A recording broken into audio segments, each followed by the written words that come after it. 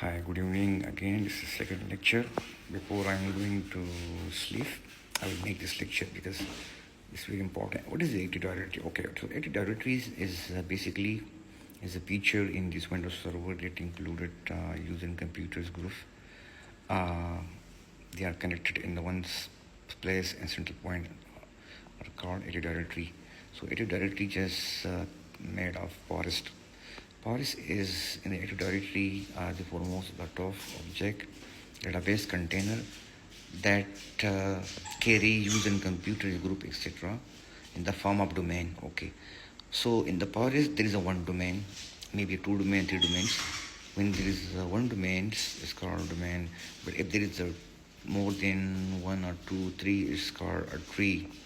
So Paris have also a tree if there is a three or more domains in the forest. So domain, what other domain just basically included the user computer and groups in other database container that keep the record of these things and the one central point in the directory. So basically the Paris uh, carry these all domain in one place. So he is the master of all this domain in the Active Directory.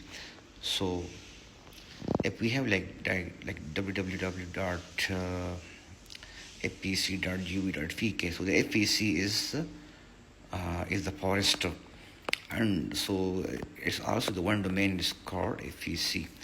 So if there is more other domains, more than two other domains like IT department, like examination department, like we can say that www.fpc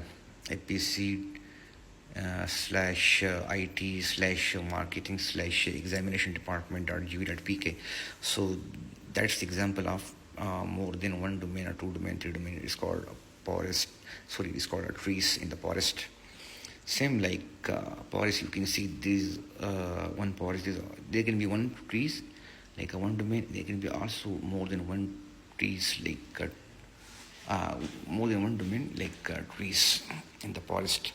So, for example, if you have bungalows in your home, you just buy a villa.